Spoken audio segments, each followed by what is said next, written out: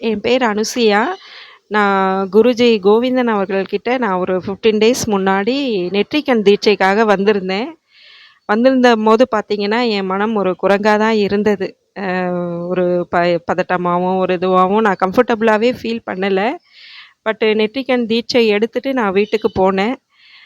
ஒரு 1 வீக்ல வந்து நான் திருவண்ணாமலை போற மாரி எனக்கு ஒரு வாய்ப்பு அமைஞ்சது.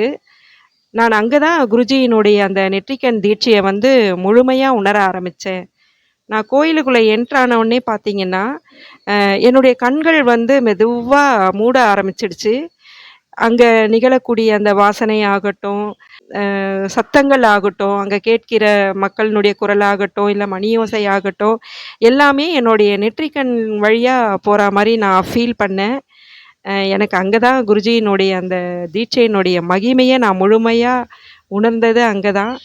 அதுக்கு முன்னாடி நான் நெறையா வாட்டி கோயில் போம்போதெல்லாம் பார்த்தீங்கன்னா, உருவங்கள் மேலயும், அங்க வந்திருக்கிற ஆட்கள் மேலயும், அவங்க ஆடைகள் மேலயும், அவங்களுடைய அணிகலன்கள் மேலயும், கோவில் மேலயும், அத பத்தின ஒரு கருத்துக்கள பேசுறா மாரி, கூட வந்திருக்கிறவங்க கூட அந்த கருத்துக்கள் எல்லாம் பகிர்ந்துக்கிறா மாரி ரொம்ப மேதாவித்தனமா, அது சரியில்ல, இது சரியில்ல, கோயில்ல அது பண்ணியிருக்கலாம், இது பண்ணி இப்படிதான் வந்து நான் இயங்கிட்டு இருந்தேன். இத்தன வயசு வரைக்கும் நான் இப்படிதான் இயங்கிட்டு இருந்தேன். முதல் முதல் நெற்றிக்கண் தீட்சைக்கு அப்புறம் திருவண்ணாமலையில அப்படியே என்னுடைய உணர்வு திறன் அத்தனையும் நெற்றிக்கண்ணுக்கு குருஜி கொண்டு வந்துட்டாரு. ரொம்ப அந்த உணர்வு எனக்கு கிடைச்ச உடனே அது மேல எனக்கு ரொம்ப பிடிமானமாச்சு. குருஜி சொல்றது அத்தனையும் நான் வீட்ல ஃபாலோ பண்ண ஆரம்பிச்சேன். எந்தெந்த சூழ்நிலைகள்லாம் எனக்கு அமையுதோ, அத அத்தனையும் பயன்படுத்த ஆரம்பிச்சேன். அது எனக்குள்ள ஆட்டோமேட்டிக்கா குருவினுடைய அருளாலயும், ஆசீர்வாதத்திலயாலயும் நடந்தது அப்படிங்கிறத நான் முழுமையா நம்புறேன். இப்பல்லாம் கோவிலுக்கு போனாலும் எதுலயும் லயிக்கல மனம். ரொம்ப நடைகள்லாம் ரொம்ப மெதுவா அந்த உடலானது ரொம்ப மெதமா நடந்துக்குது. ஓடி போய் கியூல நிக்கணும், ஃபர்ஸ்ட்டு பார்க்கணும், செல்ல முன்னாடி நிக்கணும். இந்த செயல்பாடுகள் எல்லாமே எனக்கு மாறிப்போச்சு. Only 10 days. ஒன்லி 10 டேஸ்லயே எனக்குள்ள இவ்வளோ மாற்றம்.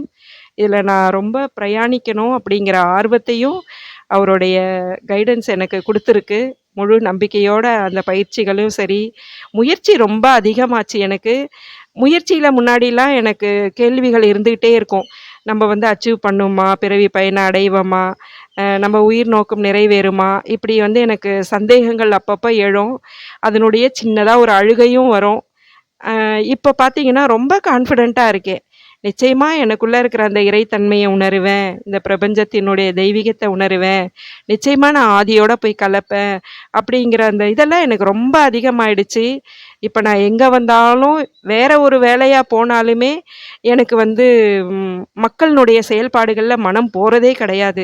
ஏதோ அவங்களுக்கு தெரிஞ்சத அவங்க பண்ணிட்டுருக்காங்க. முன்னாடிலாம் அத கவனிக்கக்கூடிய இதெல்லாம் நான் பண்ணிட்டுருந்தேன். அவங்க என்ன பண்றாங்க? ரோட்ல என்ன பண்றாங்க? அத பண்ண இதெல்லாம் வந்து எனக்கு சிதறிட்டே வரும் மனம். இப்ப அப்படி இல்ல. எனக்குள்ளேயே நான் இருக்கேன். நான் என்னுடைய நெற்றிக்கண்ண பார்க்குறேன். என்னுடைய இத பார்க்குறேன். குருஜி சொல்றதெல்லாம் ஃபாலோ பண்ணிட்டுருக்கேன். அப்படின்னும்போது, எனக்குள்ளேயே ஒரு அமைதி தன்மை வருது. உடல் வந்து ரொம்ப மிருதுவா, மென்மையா, தானா இயங்குது இது.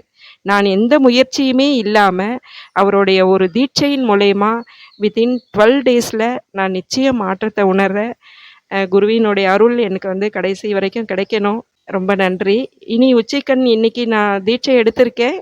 இதனுடைய உணர்வுகள நிச்சயம் நான் குருஜி கிட்ட ஷேர் பண்ணுவேன். நன்றி குருஜி.